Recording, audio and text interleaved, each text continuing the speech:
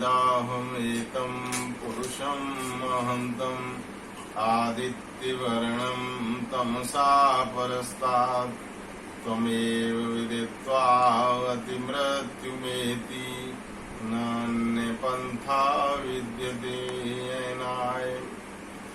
आज हम वेद के विषय में परिचय प्राप्त करेंगे कि वेद क्या है। वेद का अर्थ होता है ज्ञान, और ये कौन सा ज्ञान है? जो परमपिता परमात्मा द्वारा प्रदत्त है। जिस समय परमात्मा ने इस सृष्टि की रचना की, उसी समय सृष्टि के व्यवहार के लिए ज्ञान की आवश्यकता थी, और उसके लिए परमपिता परमात्मा ने ये वेद के माध्यम से ज्ञान हम सभी के लिए दिया। आज सृष्टि में ये ज्ञान 4 ऋषियों के माध्यम से अग्नि, वायु, आदित्य और अंगिरा के माध्यम से हम सभी को प्राप्त हुआ। इन ऋषियों ने समाधि अवस्था में परमपिता परमात्मा से इस ज्ञान को प्राप्त किया था। ये ऋषि इतने पवित्र आत्मा थे, वेद के अधिकारी थे। ईश्वर ने उनको ये ज्ञान उनके हृदय में दिया। चूंकि परमपिता परमात्मा सर्वव्यापक है, सब जगह है, तो उनके हृदय में भी व्याप्त होने के कारण उनको वेद ज्ञान से प्रकाशित किया, और उन्होंने ये ज्ञान हम सभी के समक्ष रखा। आज सृष्टि में सर्वप्रथम ये ज्ञान महर्षि ब्रह्मा के द्वारा हम सभी को मिला था। ब्रह्मा उसको कहते हैं जो 4 वेदों का ज्ञाता हो, उसको 4 वेदों का अच्छी तरह से ज्ञान हो। तो सर्वप्रथम इस सृष्टि के जो ऋषि हुए हैं इस तरह के, महर्षि ब्रह्मा के नाम से जाने जाते हैं, जो कि अजमेर के पास पुष्कर के रहने वाले थे। बाद में बहुत से लोग वेदों के विद्वान हुए, उनको भी ब्रह्मा की उपाधि दी गई। तो ब्रह्मा फिर एक उपाधि बन गई।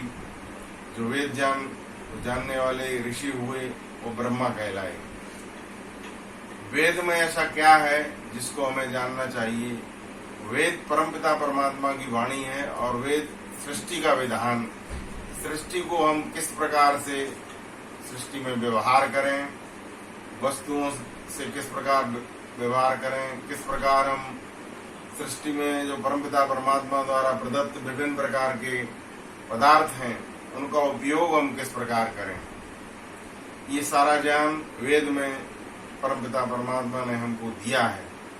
परमात्मा की वाणी होने के कारण यही सत्य सनातन धर्म है, और इसको अनेक उदाहरण के द्वारा समझा जा सकता है कि वेद की वाणी सभी के लिए कल्याणी किस प्रकार है।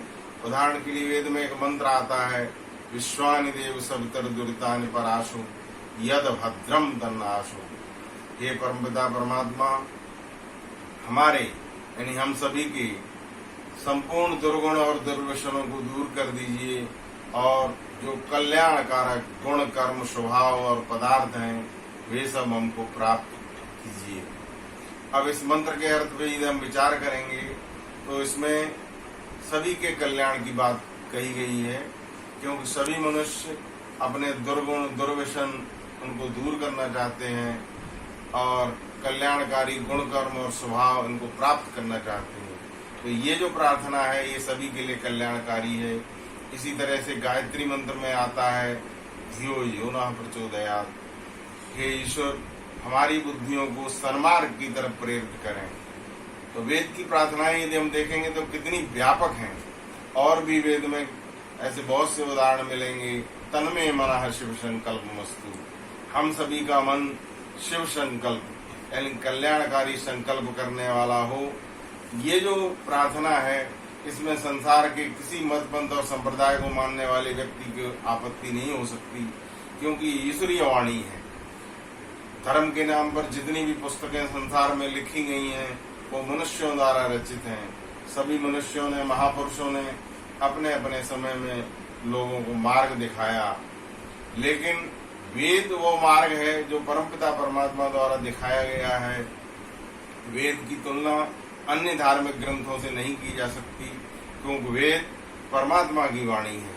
वेद उसी तरह से है जिस तरह से सूरज को परमात्मा ने रचा है और दूसरे प्रकाश के साधन मोमबत्ती, लालटेन, दीपक, ट्यूबलाइट, बल्ब ये मनुष्य ने बनाए। तो मनुष्यकृत वस्तुओं का परमात्मा की जो रचना है उससे कोई मुकाबला नहीं हो सकता। इसी तरह से वेद का जो ज्ञान है, संसार में जो ज्ञान है वो उसका वेद से कोई मुकाबला नहीं है। वेद में संसार में जो भी ज्ञान मिलता है उसका मूल वेद में है। संसार भर में जितनी भी विद्याएं हैं वो सब वेद से निकली हैं। यहाँ तक कि यदि वेद ज्ञान परमात्मा हम सबको आदि सृष्टि में नहीं देता तो हम भाषा बोलना भी नहीं सीखते थे। वेद ज्ञान की आवश्यकता क्यों थी? क्योंकि मनुष्य को परमात्मा ने बुद्धि दी है। वो उस बुद्धि के द्वारा, ज्ञान के द्वारा अच्छे कर्म करके देवता बन सकता है और बुरे कर्म करके पतित होकर के पशुओं से भी नीचे राक्षस बन सकता है। पशु पक्षियों को परमात्मा ने जो बुद्धि दी है वो इतने कम स्तर की है, उससे केवल उनका काम चलता है। स्वाभाविक रूप से उनको ज्ञान दिया हुआ है, पशु पक्षी अपना काम करते रहते हैं, उसमें उनको बुद्धि लगाने की आवश्यकता नहीं होती। परंतु मनुष्य को सत्य और असत्य को में अंतर करने के लिए परमात्मा ने विशेष बुद्धि, विशेष ज्ञान दिया है और ये ज्ञान सर्वप्रथम हमको 4 ऋषियों के माध्यम से वेद के द्वारा प्राप्त हुआ। ये परमात्मा की वाणी है, इसको हम संसार भर में फैलाएं। परमात्मा का इसमें स्वयं आदेश है। ईश्वर कहता है वेद के मंत्र के माध्यम से, यथेमा वाचम कल्याणी मां वदानि जनेभ्यः शूद्राय च आर्याय च स्वाय चरणाय। ये हमारी वेद की वाणी संपूर्ण संसार के कल्याण के लिए है, चाहे वो ब्राह्मण हो, क्षत्रिय हो, वैश्य हो, शूद्र हो। तो आइए हम सभी इस वेद वाणी का प्रचार प्रसार करें। सभी मनुष्य वेद को पढ़ें, पढ़ावें, सुने, सुनावें, तभी संसार का कल्याण होगा। आज संसार भर में जो अव्यवस्था दिखाई दे रही है उसका मूल कारण यही है कि लोग वेद मार्ग से दूर चले गए हैं। तो आइए हम सभी परमपिता परमात्मा द्वारा दिखाए गए वेद मार्ग की तरफ चलें। इन्हीं शब्दों के साथ मैं अपनी वाणी को विराम देता हूँ। ओम शांति।